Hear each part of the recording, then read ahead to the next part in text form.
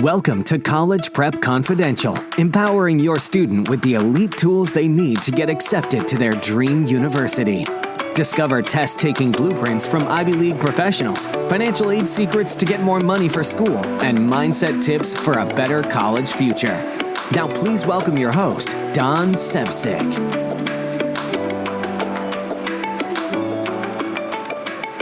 Welcome to episode 6 of the College Prep Confidential podcast. I'm Don Sevcik, your host, and let's jump right into today's episode titled, Alien Invasions and Electrical Insulators Reveal Clues to Better College Test Scores. The other day, I finished, probably for the third time now, watching a movie called Edge of Tomorrow. If you've not seen it, here's the brief summary, as well as a clue to better test scores inside the movie. Earth gets invaded by an alien horde. An American military officer, Major Bill Cage, played by Tom Cruise, who, by the way, has never fought one day in combat, gets dropped into a mission where the humans have to storm the beach and fight off a swarm of aliens called mimics. Cage, along with other soldiers, gets dropped on the beach from a plane. During the battle, Cage squares up with a blue-colored alpha mimic. During the battle, Cage kills the creature, but not before its acidic blood rains right down on his face, killing him in the process. Because of the way the mimics are made, this alpha's blood gives Cage the ability to loop, aka reset the time by 1 day. Now in the movie, after this happens, the screen goes dark for a moment, and the audience thinks Cage is dead. Suddenly, Cage wakes up again, starting his day off exactly where it started yesterday. Tom Cruise starts the day again and gets assigned to fight in the exact same battle as yesterday. But here's the fun part. This time, he remembers everything that happened the day before. He's got a playback tape in his head of the events that will happen up to the point where he died the day before. And if the aliens get him again, he gets to rewind the day again. So in the movie, on his first few days when he relives the day each day, he gets a bit farther on the beach in the battle each time. And with each day restarting, he has a mental map of how to get a little bit farther up the beach. In summary, his battlefield knowledge grows with each rewind of the day. And watching this movie, it got me thinking, Cruise's character never fought in combat before the first day on the beach. However, each day he inches his way towards becoming a combat legend. It reminded me of a similar situation in a book I read last year, which I'll reveal in a moment. And what I'm about to tell you is the key to improving college exam scores. Now stay with me because it has to do with repetition and deep practice. And this process I'm about to reveal to you is the key behind better college prep scores. You see, talent is grown or repeated, as in Tom Cruise rewinding the day in Edge of Tomorrow. Tom Cruise learns through his mistakes. And there's a great book on repetition and deep practice which relates to the Edge of Tomorrow learn by mistake approach. And this book is called The Talent Code. Greatness is not born, it's grown. Now imagine your brain and your nervous system has a talent meter for a certain skill. When you start a new skill, your meter starts off at 0. But as you work on deep practice for any skill, each mistake you make, your talent meter inches up slightly. Deep practice and repetition help your meter to climb upwards with each deep practice session. And as the meter climbs upwards, your skill level increases. Just like in Edge of Tomorrow, Tom Cruise learns as he makes mistakes each day. Each time he's vanquished by an alien, he gets to restart the day, but he learns everything he did in the previous days. Now I'm thinking of the old German proverb, you will become clever through your mistakes. Talent Code author Daniel Coyle explores hotbeds of talent in his book. And hotbeds include Brazilian soccer players or the Meadowmount School of Music, for example. And the result of this book is focused practice. What you're really doing is groping and inching your way to a skill, and ultimately, mastery.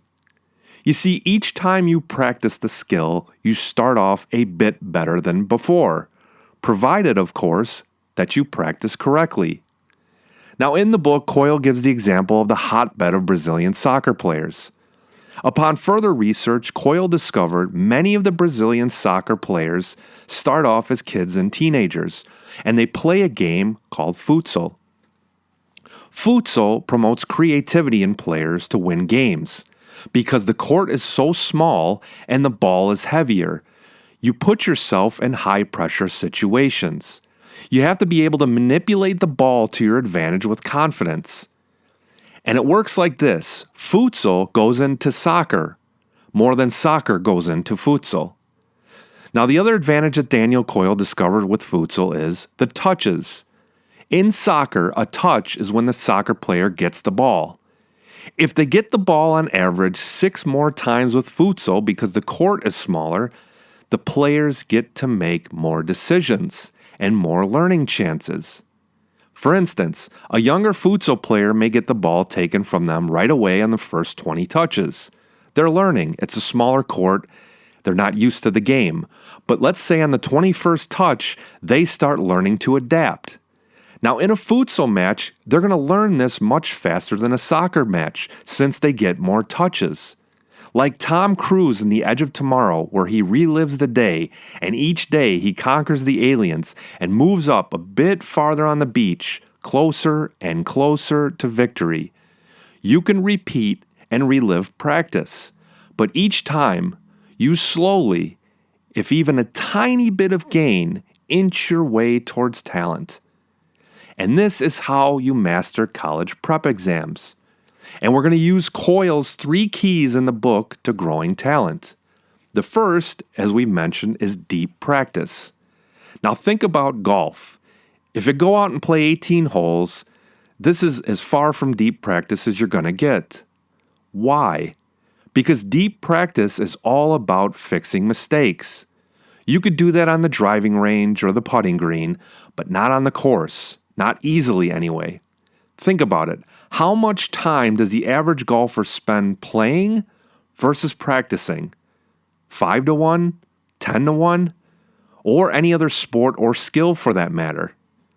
The concept of deep practice is not about practicing for countless hours each day. Instead, most of the talent hotbeds profiled in Coyle's book had pupils training less than 3 hours per day. But the 3 hours of practice at these hotbeds has exponentially greater yield than regular practice. Deep practice is about struggling to get better. And here's how it works. When we have to grapple with a weakness in our game, we can get to a point of breakthrough. Experts practice differently and more strategically. When they fail, they're not blaming it on luck or themselves, but they have a strategy they can fix. So what exactly is deep practice? Deep practice consists of stopping when an error occurs, practicing that one skill until it is perfected, and then continuing. Students learn by repeating, reassessing, and fixing their skills in the process of learning them, with immediate feedback and error correction. Similar to how Tom Cruise did in Edge of Tomorrow. Now remember, in the real world, every skill requires nerve fibers that carry an electrical impulse. Think of this as a signal traveling through a circuit. Scientific research in the book shows how deep learning, and only deep learning, causes myelin, a neural insulation in the body to grow and thicken around axons, and these axons connect the brain's neurons to each other. Now here comes the fun part. Deep practice creates increased myelin, and this makes the electrical signal that passes through the neural network faster, stronger, and longer lasting. The result is quicker thinking and better retention. The thicker the myelin, the faster and more accurate we become at the skill we're trying to build. Deep practice uses two methods. The first is a process that the book highlights at the Meadowmount Music School. Now, I mentioned them earlier. The students take a pair of scissors and they cut each measure of their music sheet into horizontal strips. They take those strips and they stuff them into envelopes. And then they pull out a strip in random order. And when the students pull out the strip, they have to play that particular section of music. Pulling out the strips and breaking out the full music score into sections is a tip called chunking. You could use this tip with ACT and SAT math problems, also vocabulary, by the way. You take the whole word, and then you break it out into chunks. Master the chunks, and then you piece the chunks back together. For math problems, you could do the full problem, and then break it down into each step. For example, this will help you with equations. Ask yourself, what do I need to do first, add or subtract? Once you master that step, next, do you have to multiply or divide? And finally, how do I isolate my variable and solve? When you master the chunks, you can master the entire process. And chunks, by the way, is how you master each piece of the skill or each section of the project you're working on. Think of a chocolate chip cookie. The best tasting cookies spread out the chunks of chocolate throughout the cookie. The cookie is comprised of chocolate chunks, and each bite leads up to the overall experience of a full cookie. Now, the second method in the book from deep learning comes from going slow to go faster. Now, how does that work? The students in the Meadowmount Music School play the note slowly, and once they master it at a slower speed, they'll speed up. And then once they master it at the next speed, they'll speed up even faster. And when it's time to play the full piece between the chunking and the go slow to go faster strategy, the students have a deeper understanding of the individual notes or the chunks. You master slower speeds, and then you graduate to faster speeds. So in summary, to go fast, you got to go slow first.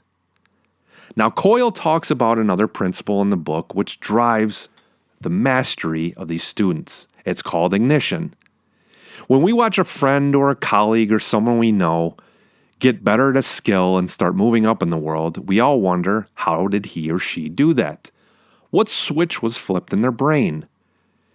And when we see it happen to someone just like us, it gives us a sense, too, that we could acquire that particular talent or skill. And that could be a tennis swing, remodeling a home, a sports skill, or mastering college prep exams. Now, going back to The Edge of Tomorrow, as Tom Cruise's character Bill Cage relives the day, you start to see his confidence build. And remember, at the beginning of the movie, he never fought 10 seconds in a battle. And as he grows and as he relives the day and gets stronger and faster and smarter, he transforms from being passive on the battlefield to running through aliens without fear. And this persistence builds his passion until it builds up in a crescendo in the movie when Cage says, "We could win this war." It's at this moment Cage breaks out of his old limitations because he sees that it can be done. Notice the meaning, by the way, of his name, Cage. Each day, he's got to break out of his old cage, his old mode, and get better fighting the aliens. And it works the same in college prep exams. Instead of saying, I want to do well on the ACT, you say, I'm going to score a 27 on the ACT, and I'll keep doing practice exams and deep practice until I consistently score a 27. And when you've seen your colleagues or other students be able to do this, it drives you further. The ignition provides fuel to the passion, and the fire behind your talent increases. Now, the third piece of the talent code equation, and tying this back to the Tom Cruise movie, is a principle called master coaching. Now, it doesn't mean you need some expensive, elite, impossible to access famous coach. Instead, you need a coach that has experience, passion, and a knack for connecting with their students, with the people he's training. And I'll tell you, by the way, at the end of this episode, how to get a master coach for college prep. But first, in Edge of Tomorrow, Tom Cruise's master coach was Rita. In the middle of the movie, Rita tells Tom Cruise's character, Bill Cage, she too used to have the rewind power to reset the day. And she was the inspiration for the war because they put Rita's picture on the sides of buses and in the literature to inspire the soldiers to fight harder. And during that time, when Rita had the rewind power, she learned how to beat the aliens. So Rita acts as Tom Cruise's master coach character. During the movie, when Bill Cage relives the day, he stops off to visit Rita and go into her training simulator to fight the aliens. Now, he starts off poorly, but over time, he gets a little bit better, and then a little bit better, and then a little bit better, until he masters the training simulation. And this mastery gives him the confidence to go out and fight the aliens. By using deep practice from the Talent Code book, we get to rewind like Tom Cruise did in Edge of Tomorrow. Instead of rewinding the day, we are rewinding our practice attempts. And each attempt, provided we're practicing correctly, positions our nerves with the knowledge of all prior practice sessions. Continued deep practice builds the myelin sheath, reinforcing good behavior in practice, making us better than the last time. And this, just like Tom Cruise rewinding the day in Edge of Tomorrow, strengthens the electrical connection pathway via myelin. And this is the key to mastering test scores for college prep.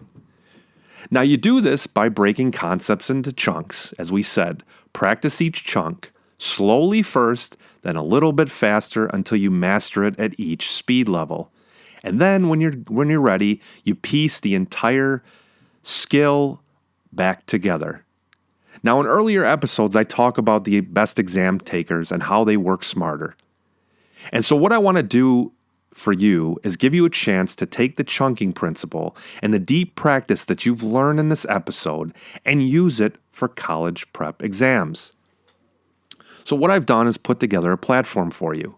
Now, I call this the ACT and SAT Mastery Toolkit. Notice the keyword mastery. The mastery comes from a group of Ivy League testing experts who contributed to the platform. I got these people in a room. They're the best test takers in the world. And I asked them, how do you do what you do? And part of what they do involves the principles of deep learning. And so these principles, I call this download an Ivy Leaguer's brain. And for podcast listeners, I've got an exclusive link just for you. You could get started by diving into this platform for $1. Now, the ACT and SAT Mastery Toolkit exclusive link for you is at exam.cpcshow.com.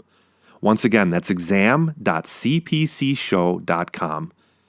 You could give this a try for 7 days for just $1. Now, this works out to 14 cents a day to download an Ivy Leaguer's brain. By using this platform, students get an average score increase of 3 points on the ACT exam and 150 points on the SAT exam. All of this from the power of deep learning, chunking, and downloading an Ivy Leaguer's brain.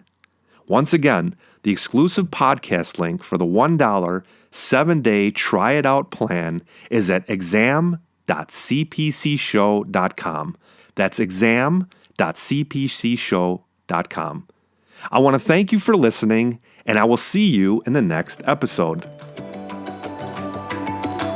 That's all for this episode of College Prep Confidential. To discover how to give your student a better future by increasing financial aid, improving test scores, and reducing stress, visit our website at cpcshow.com. That's cpcshow.com.